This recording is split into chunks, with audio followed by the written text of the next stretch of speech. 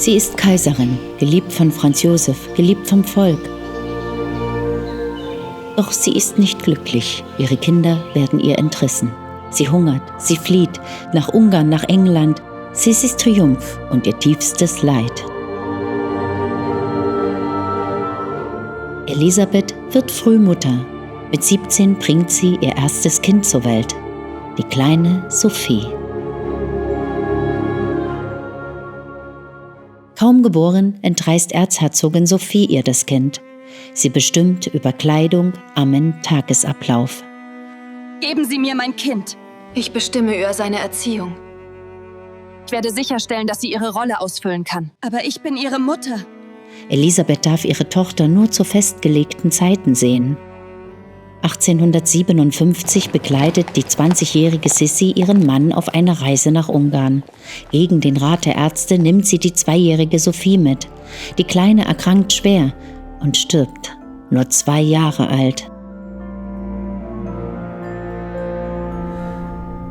Für Elisabeth ist es ein Schock. Die Öffentlichkeit gibt ihr die Schuld.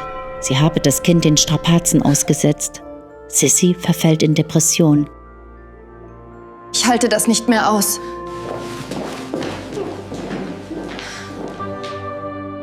Sie zieht sich zurück, überlässt die Erziehung der anderen Kinder ganz der Schwiegermutter.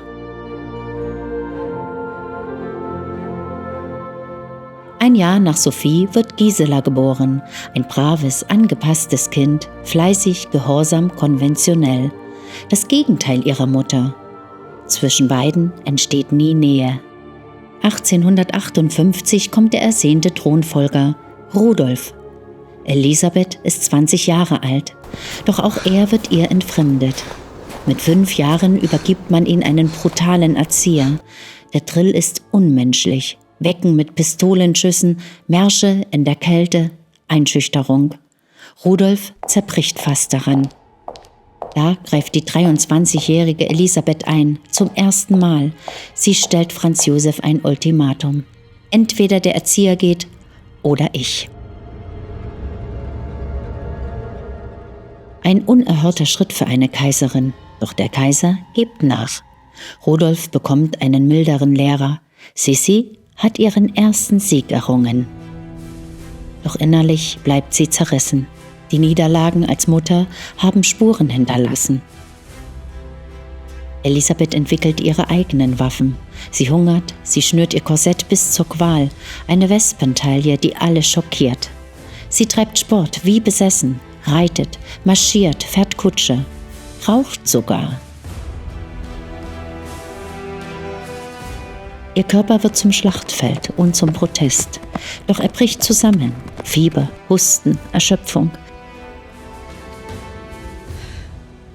Ich halte es nicht mehr aus. Majestät, ihr müsst ruhen. Die Ärzte schicken sie nach Madeira, nach Venedig. Sie erholt sich, aber gesund wird sie nie mehr.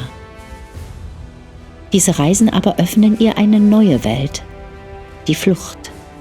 Reisen werden zu ihrem Ventil, ihrer Methode, dem Kerker zu entkommen. Schon 1857 hatte sich die 20-jährige Elisabeth in Ungarn verliebt. Ein Land, das anders ist als Wien. Wild, stolz, voller Leben. Sie bewundert die Tänze, die Musik, den Freiheitsdrang. Und das Volk verehrt sie. 1862, Elisabeth ist 25 und überrascht den Hof. Sie will Ungarisch lernen. Ihre Lehrerin Ida von Ferenczi wird ihre Vertraute. Mit ihr übt sie sich stundenlang, oft beim Frisieren. Niemand versteht, was sie spricht. Ungarisch wird ihre Geheimsprache. Über Ida erreicht sie auch die Ideen der Liberalen. Graf Andrassy, Namen, die in Wien als gefährlich gelten. Für Elisabeth ist es mehr als Politik. Ungarn wird ihre zweite Heimat. Hier findet sie, was Wien ihr verwehrt: Anerkennung und Liebe. Dann kommt das Schicksalsjahr 1866. Elisabeth ist 29 Jahre alt. Österreich führt Krieg gegen Preußen und gegen Italien. Bei Königgrätz erleidet das Kaiserreich eine vernichtende Niederlage. Die Monarchie steht am Rand des Abgrunds. Elisabeth flieht mit den Kindern nach Ungarn, ein politischer Glücksfall, denn ihre Anwesenheit beruhigt das Land. Die Ungarn verehren sie und hören auf sie. In Budapest gewinnt Graf Andrassy ihren Einfluss. Er überzeugt sie. Nur ein Ausgleich mit Ungarn kann die Monarchie retten. Sissi drängt Franz Josef: Schließe endlich Frieden. Der Kaiser aber hadert. Seit 1848 hat er autoritär regiert. Er fürchtet, durch eine Krönung gebunden zu sein, an ein Volk, an eine Verfassung. Doch er hat keine Wahl. Die Niederlage ist zu schwer. Venedig ist verloren und Preußen wird neue Vormacht in Deutschland. Majestät, wir haben keine andere Wahl. Dann soll es so sein. Desna Presideri Membran. Ein Jahr später geschieht das Unerwartete. Franz Josef stimmt zu. Im Juni 1867 ziehen sie in der goldenen Krönungskutsche durch Budapest. Elisabeth ist 30 Jahre alt und in voller Blüte. Sie trägt ein prachtvolles Kleid im ungarischen Stil. Jubel entfacht.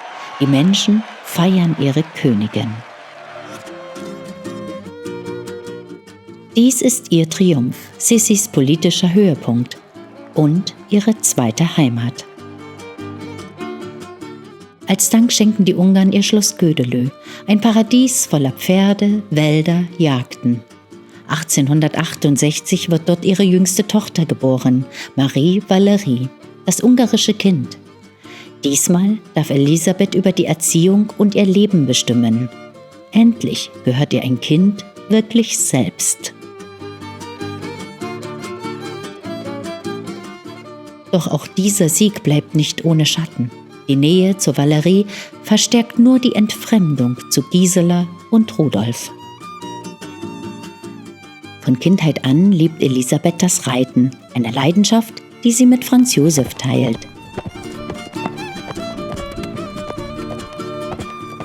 Im Wiener Prater werden ihre Ausritte zur Sensation.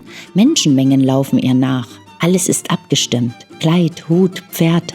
Ein Auftritt wie ein Schauspiel. Nach der Krönung wird Gödelö ihr Reitparadies. Hier trainiert sie sogar mit Zirkusreiterinnen, springt durch Reifen, jagt querfeldein, meist als einzige Frau, bewundert für Mut und Bravour. Das Reiten wird ihr Lebenselixier und ihre Waffe gegen die Enge des Hofes. Und auch nach diesem Triumph blieb Elisabeth rastlos. Ungarn war ihr Paradies, aber sie wollte mehr. Neue Herausforderungen, neue Fluchten.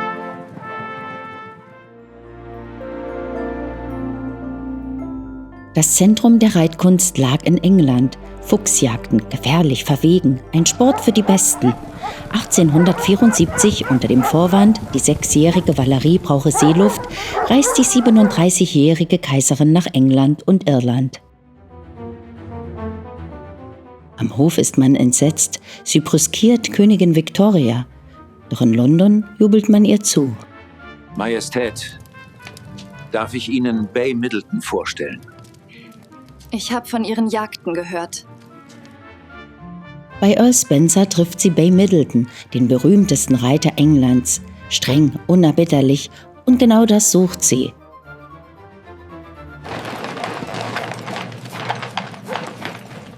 Bleiben Sie dicht bei mir, Majestät. Unter seinem Training wächst sie über sich hinaus. Sie jagt über Felder, durch Hecken, über Mauern. Immer an der Seite der besten Männer. Nur wenige erreichen das Ziel. Elisabeth ist unter ihnen. Schon bald heißt es, keine Frau in Europa reitet besser. Doch auch hier folgen Gerüchte. War Middleton mehr als ein Lehrer? Die meisten Historiker glauben nein. Aber Elisabeth schwärmt. England gefällt mir nicht mehr. Ich werde meine Pferde verkaufen. 1876, als Middleton heiratet, ist die 39-jährige Kaiserin verletzt, enttäuscht. Sie bricht den Kontakt ab, verkauft ihre Pferde und kehrt nie wieder nach England zurück. Für Sissi bleibt England ein kurzer Triumph, ein Kapitel von Glanz und von Schmerz. Wieder einmal hat sie etwas Wunderbares gefunden und wieder verloren. In dieser Zeit der Enttäuschung findet Elisabeth Trost bei jemandem, der sie versteht. Während die Welt sie als Königin und Reiterin feiert, sucht sie etwas anderes. Und das findet sie bei ihrem Cousin Ludwig II. Von Bayern. Nur in der Kunst finde ich Freiheit. Schon als Kind hatte Ludwig sie bewundert. Jetzt, Ende der 1870er Jahre, treffen sie sich regelmäßig am Starnberger See. Ein König ohne Reich. Ein Mensch mit Träumen. Elisabeth ist um die 40, Ludwig Anfang 30. Beide haben ihre Träume und Enttäuschungen erlebt. Sie gehen spazieren, tauschen Gedichte, reden über Musik, über Wagner, über die Last der Krone. Es ist keine romantische Liebe, sondern eine Seelenfreundschaft. Zwei Menschen, die sich im goldenen Käfig gefangen fühlen. Er flieht in Märchenschlösser und Opern, sie in Reisen und Pferde. Und beide wissen, der andere versteht, was niemand sonst begreift. Für Elisabeth ist Ludwig ein Spiegel. Bei ihm sieht sie, wie ein sensibler Mensch unter der Last der Krone zerbrechen kann. Und vielleicht ahnt sie, auch sie ist auf diesem Weg. Nur bei Marie Valerie erlebt Elisabeth, was sie sich immer ersehnt hatte. Nähe, Liebe, Vertrauen. Stundenlang ist sie bei ihr. Sie liest, sie spielt, sie erzählt Geschichten. Zum ersten Mal bestimmt sie selbst über Erziehung, Kleidung, Lehrer und sie geht darin auf. Doch diese enge Bindung hat auch einen Preis. Marie Valerie wächst im Schatten der Mutter auf, überbehütet, fast wie eine Gefangene ihrer Liebe. Noch als Erwachsene wird sie über sich schreiben: Ich gehörte nie mir selbst. Ich war immer nur das Kind meiner Mutter. So wird Valerie zwar ihr Halt, aber auch eine Bürde. Was Elisabeth bei ihr gewinnt, verliert sie bei Gisela und Rudolf. Die Entfremdung wird größer. Und Franz Josef? Er liebt Elisabeth bis zuletzt, doch er versteht sie nicht. Er ist ein Mann der Pflicht, ein Leben in Akten, Audienzen, Armeen. Sie dagegen ist eine Frau der Sehnsucht, der Freiheit, der Flucht. Elisabeth, bleib in Wien. Ich kann nicht. Immer wieder bittet er sie, in Wien zu bleiben. Immer wieder reist sie fort. Ihre Ehe besteht bald nur noch aus Briefen, kurzen Treffen, förmlichen Anlässen. Was als Liebesgeschichte begann, ist nun ein Nebeneinander. Für Franz Josef ist die Hofburg ein Amt, für Elisabeth ein Gefängnis. So lebt Elisabeth in zwei Welten, als Königin von Ungarn gefeiert, als Reiterin in England bewundert, als Seelenfreundin Ludwigs verstanden, als Mutter Valerie nahe und den anderen Kindern fern und als Frau immer weiter entfernt von ihrem Kaiser.